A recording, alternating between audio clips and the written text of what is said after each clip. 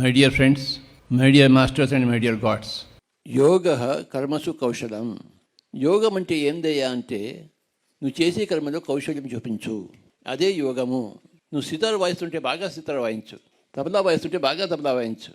ఏ పని చేస్తున్నావో ఆ పని బాగా చేయి. ఇప్పుడు వింటున్నారు కదా, బాగా వినాలి, తదేకంగా వినాలి. ఏ పని చేస్తుంటే ఆ పనిని ఎంతో శ్రేష్టంగా, ఎంతో తీవ్రంగా, ఎంతో సున్నితంగా, సునిశ్చితంగా చేయాలి.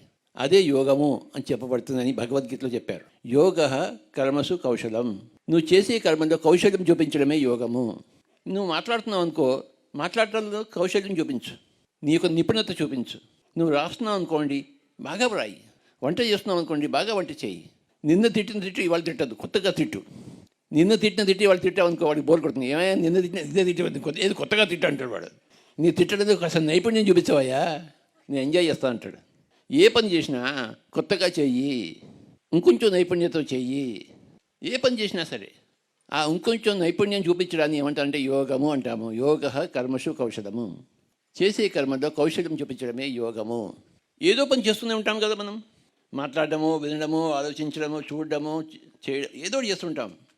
ఏది చేస్తున్నావో అది బాగా చెయ్యి, శ్రద్ధ పెట్టి చెయ్యి, తొందరపడమాక, ప్రశాంతంగా చెయ్యి, నీ పూర్తి శ్రద్ధ పెట్టి చెయ్యి. నీకే ఒక కొత్తదనం కలపడాలి. నేను ఎప్పుడు మాట్లాడినా నాకు నేనే కాస్త కొత్తదనం తెచ్చుకుంటాను. నేను ఒక రాగం ఉందనుకోండి, ఒక రాగం పలకాలి, ఎటు నుంచైనా పలకచ్చు. కింద నుంచి పైకి పోవచ్చు, పై నుంచి కిందికి రావచ్చు, మధ్య నుంచి పైకి పోవచ్చు, మధ్య నుంచి కిందికి రావచ్చు. ఏదైనా చేయొచ్చు రాగంలో. ఏదో విధంగా కొత్తగా రాగాన్ని పలకాలి. రాగం అదే, కానీ రాగాన్ని కొత్త విధంగా పలకాలి. నువ్వు డ్రైవింగ్ చేస్తున్నావు, బాగా డ్రైవింగ్ చేయి. ముగ్గులు వేస్తున్నావు, కొత్త విధంగా ముగ్గులు వేయాలి, కొత్త డిజైన్తో ముగ్గులు వేయాలి. అదే బెండకాయ కూర 100 రకాలుగా చేయొచ్చు. కొత్తగా చేయాలి వంట. పాత ఒక రోత, కొత్త ఒక వింత. ఎప్పుడు కొత్తగా ఉండాలి. ఆ కొత్తదనానికి ప్రయత్నించాలి. ప్రయత్నిస్తే వస్తుంది, ప్రయత్నించకపోతే రాదు. పాతకాలంలో గుడ్లు కట్టాడు మనం. పాతకాలంలో గుడ్లు కట్ట మనం పిరమిడ్ కడతాము, కొత్తవి చేస్తాము మనము. ఆ పిరమిడ్ రకరకాలుగా చేస్తాము, అందాలుగా చేస్తాము. పిరమిడ్ కొత్త కట్టడాలు. నువ్వు ఏ పని చేస్తున్నావో ఆ పనిలో నైపుణ్యం చూపించడమే యోగం అనబడుతుంది. యోగ కర్మసు కౌశలం. ఏమిటయ్యా యోగము అంటే చేసే కర్మల్లో కౌశల్యం చూపించడమే. ఎప్పటికప్పుడు, ఏ రోజుకి ఆ రోజు, ఏ పనిలో ఉంటే ఆ పనిలో. నువ్వు ఏ పని చేస్తున్నా బాగా చేయి, కొత్తగా చేయి, అభివృద్ధి పరుస్తూ చేయి, నైపుణ్యంగా చేయి, ఇంకొంచెం షార్ప్గా చేయి, ఇంకొంచెం ఇంటెలిజెంట్గా చేయి. కెమెరా ఫోటో తీయాలి, రకరకాలు తీయచ్చు. బాగా ఫోటో మంచి ఫోకస్ తీయాలి కెమెరా ఫోటో. కొత్త ఛానల్ పెట్టావు, మిగతా ఛానల్స్లా ఉంటే ఏం లాభం? ఎలా ఉంది మన పిఎంసి? కొత్తగా ఉందా? పిఎంసికి గట్టిగా చెప్పలు కొడతాం. సరికొత్త ఛానల్, ఎక్కడ లేనివన్నీ ఇక్కడ ఉంటాయి. అందరి అనుభవాలు మనం చెప్తాం. కొత్త కొత్త చోట్లకు వెళ్ళాలి, కొత్త కొత్త ప్రదేశాలు చూడాలి, కొత్త మనుషులతో మాట్లాడాలి. పాతది ఎప్పుడూ ఉండదు, పాతది ఎప్పుడు పోతుంది, కాలగర్భంలో కలిసిపోతుంది. కొత్తది వస్తుంది. కొత్త ఉదయం, కొత్త రోజు, కొత్త సంవత్సరం వస్తుంది కదా. ఆ చూడగలగాలి, ఆ కొత్తతనాన్ని చూడగలగాలి. అది యోగము. తెలుసుకున్న వాడికి ఎప్పుడు కొత్తతనమే ఉంది, తెలియని వాడికి ఎప్పుడు పాతతనం ఉంది.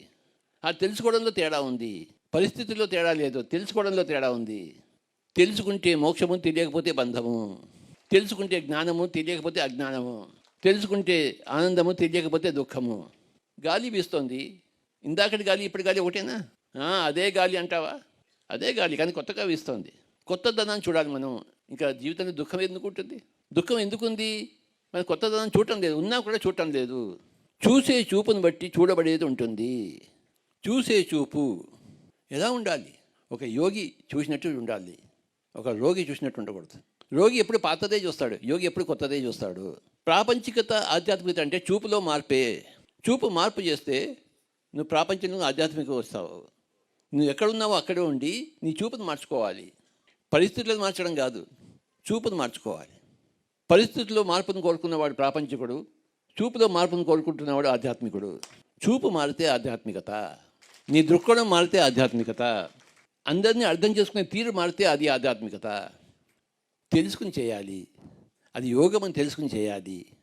యోగిగా ఉండాలి. యోగ కర్మసు కౌశలము. Thank you very much.